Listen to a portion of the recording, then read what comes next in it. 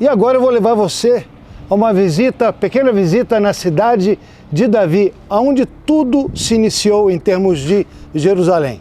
Vamos lá.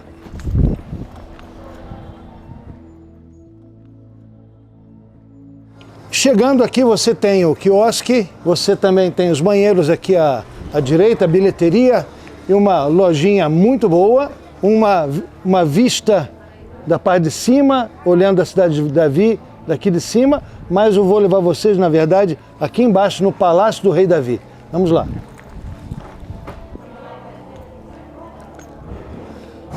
A arqueóloga-chefe, durante muitos anos, que foi a coordenadora dos trabalhos na cidade de Davi, foi Eilat Mazar, já falecida.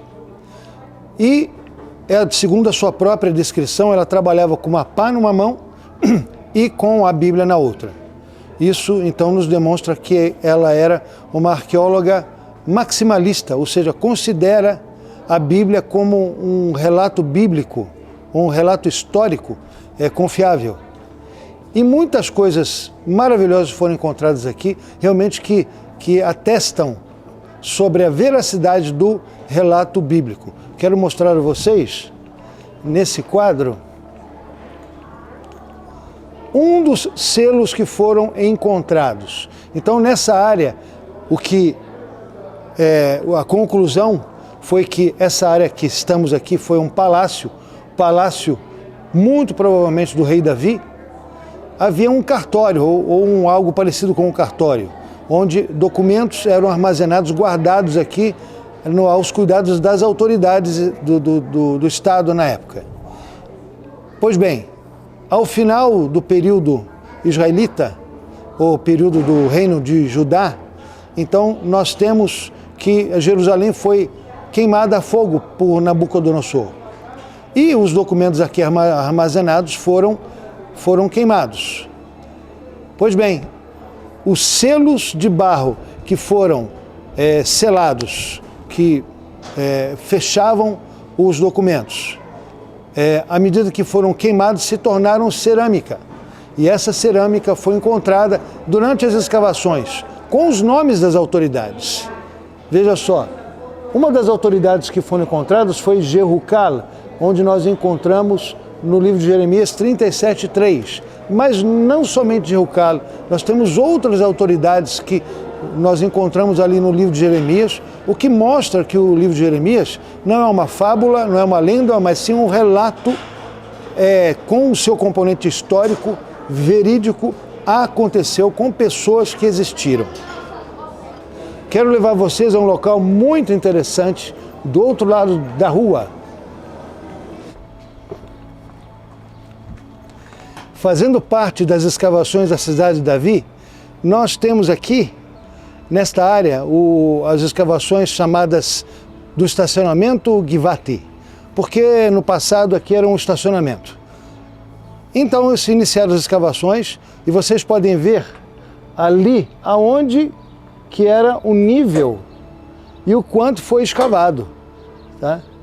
Então foram descobertas muitas coisas extremamente importantes no que diz respeito à história de Jerusalém, os vários períodos existentes, desde o período asmoneu, passando pelo período romano, período bizantino e os vários períodos de domínio islâmico. Nós encontramos aqui tudo registrado nesses níveis arqueológicos. E não é um trabalho fácil, não é um trabalho fácil.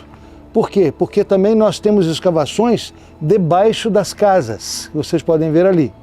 E é necessário se montar uma estrutura muito forte, muito boa, para que as casas não sejam abaladas e se possa fazer escavações subterrâneas. Então tudo isso, a cidade de Davi, a organização que conduz esses trabalhos na cidade de Davi, tem nos proporcionado, recobrando a história, recobrando a presença judaica em Jerusalém, recobrando a história de Jerusalém. Queridos, aqui podemos ver o muro de sustentação, o muro de arrimo, que sustentava o palácio de Davi, lá em cima de onde nós estivemos. E daqui podemos seguir até a parte mais ao sul, onde encontramos o tanque de Siloé.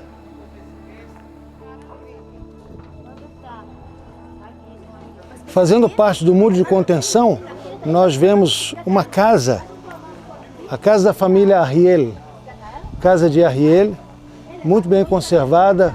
Podemos ver toda a estrutura da casa, assim como outras partes de outras casas que se situam ali. Até mesmo uma privada foi encontrada, e as privadas são muito importantes nas escavações arqueológicas, inclusive para, com o teste de carbono 14, se detectar qual o período onde aquela privada foi usada a última vez. Descendo essas escadas, nós podemos perceber a topografia da cidade. Então realmente era um monte, e a cidade se estendia do sul, do norte para o sul. O declive era do norte para o sul. E o interessante é que a fonte de água da cidade ficava lá embaixo, no extremo sul da cidade, fonte Gihon. Agora você pode imaginar como eram as pernas das mulheres de Jerusalém. Eram fortes, porque elas tinham de sair da parte norte, descer até a fonte para pegar água. E quem supria de água as casas naquela época eram as mulheres. Então elas tinham de descer todo esse declive, chegar na fonte Gihon, encher o seu vaso e retornar para a sua casa. Uau! Pernas muito boas das mulheres de Jerusalém. Venha comigo agora para uma visita à piscina de Siloé, o tanque de Siloé.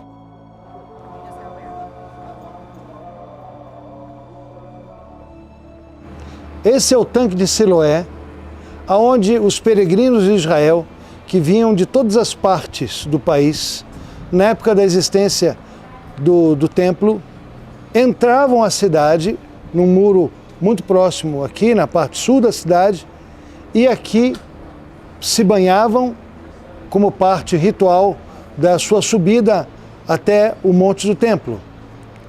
E o que nós temos de novidade aqui, podemos ver, é a continuidade das escavações do tanque de Siloé, porque quando foi descoberto, apenas uma parte foi exposta, mas recentemente obtivemos a aprovação para a continuidade das escavações. Isso é muito, muito bom. Então teremos uma área muito boa aqui, sendo, ao final das escavações, sendo apresentadas para você, para o público, e para podermos vivenciar mais o que era a vida do povo judeu que vinha a Israel na época do Segundo Templo.